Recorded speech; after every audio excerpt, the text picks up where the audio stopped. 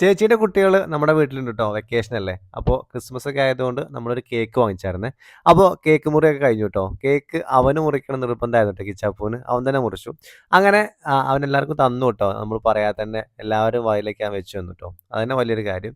അങ്ങനെ ആ കേക്ക് മുറിയൊക്കെ കഴിഞ്ഞ് നമ്മൾ നേരെ പരിപാടിയിലേക്ക് കിടക്കുകയാണ്. കുറച്ച് പൂത്തിരിയും അതേപോലെ തന്നെ മേശപ്പൂവൊക്കെ വാങ്ങിച്ചിരുന്നു കേട്ടോ. പിന്നെ നമ്മൾ അങ്ങോട്ട് റോട്ടിലേക്ക് ഇറങ്ങി നമ്മുടെ പൂത്തിരി കത്തിക്കലും മേശപ്പൂ കത്തിക്കലൊക്കെ ആയിട്ട് അടിച്ച് പൊളിച്ചു കേട്ടോ. അപ്പോൾ ക്രിസ്മസ് ഞങ്ങൾ നല്ല കളറാക്കിക്കൊണ്ടിരിക്കുകയാണ്. എല്ലാവരും കളറാക്കന്നെ കേട്ടോ. അപ്പോൾ നമ്മുടെ മേശപ്പൂ കത്തിക്കൽ കഴിഞ്ഞിട്ടില്ല കേട്ടോ. കുറച്ച് എണ്ണം വാങ്ങിച്ചിരുന്നേ. കുട്ടികളുള്ളതല്ലേ. അപ്പോൾ കുട്ടികൾ അവർക്ക് ഇതൊക്കെ കേട്ടോ സന്തോഷം. ഈ കാര്യത്തിലൊക്കെ ഭയങ്കര ആക്റ്റീവാണ് അവർ. നമ്മുടെ വീടിന്റെ ഫ്രണ്ടില് ഷീറ്റ് ഇട്ടതുകൊണ്ട് നമ്മൾ അവിടെ ചെയ്തില്ല കേട്ടോ. നേരെ റോട്ടിലേക്ക് ഇറങ്ങി. മാത്രമല്ല അപ്പുറത്തുള്ള ഇപ്പുറത്തുള്ള കുട്ടികളൊന്നും അവിടെ ഇല്ല. വെക്കേഷനിൽ എല്ലാവരും പോയതാണ്.